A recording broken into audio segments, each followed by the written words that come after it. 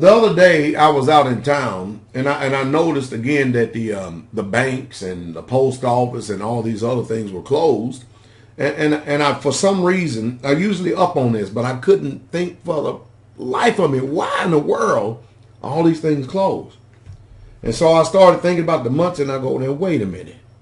Surely they're not closed because of Christopher Columbus Day.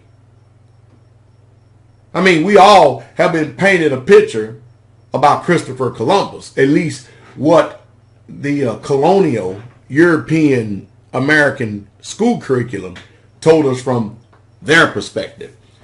But you know, I am encouraged today to know that there are people who love truth, that who can actually, even though they have been trained and they have had their conscience manipulated on an unprecedented scale, I am actually proud to say that there are many people that can come out from under, no matter what's been said to them. They can exercise independent thinking, self-autonomy. And they begin to grasp the truth of things, no matter, and the facts, truth and facts, no matter how much that they have been conditioned and lied to. I know in this country that many people, when they hear truth or anything that is going to challenge their paradigm to change, the first thing they do is this. They ignore it. They stick their fingers in there, don't want to hear it. And even if they don't do this, they have an attitude of non-interest. And I'm going to tell you what the non-interest is. They're still saying, I don't want to hear it because I'm not going to change. Now, those people are dangerous. They're very dangerous.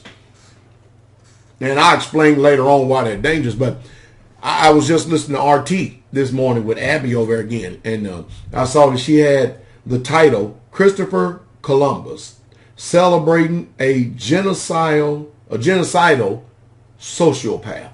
And I was like, wow, boy, I got to hear this. I know that's the truth because, see, I know the truth. I know the truth.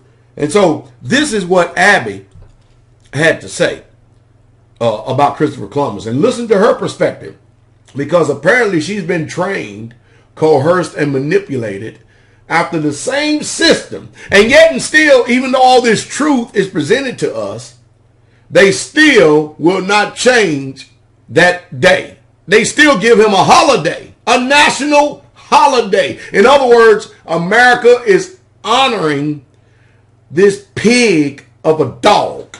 So let's hear it from Abby.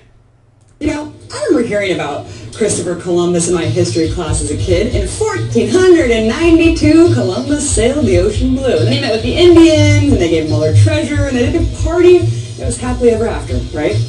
Well, the truth is that Christopher Columbus was a sociopath. He was a genocidal maniac who considered the islanders of the Americas to be noble savages, meaning that while they were indeed nice and peaceful, they were just savages at the end of the day, easy to rape, pillage, and be made into slaves. Now, Columbus and his team of explorers raped the American continent in quite possibly every sense of the word.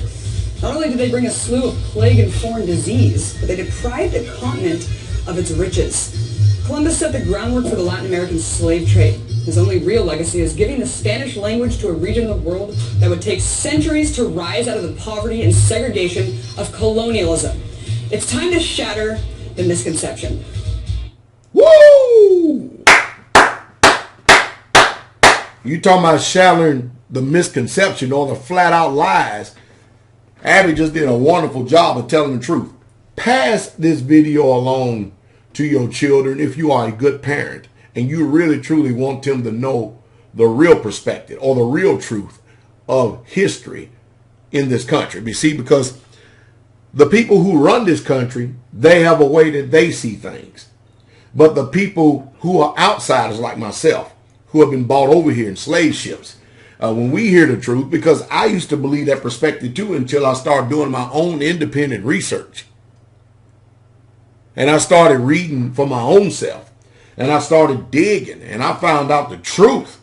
And boy, of course, that put me on a quest to start investigating everything that they have told us. And of course, you know, when you wake up out of the Matrix don't like that.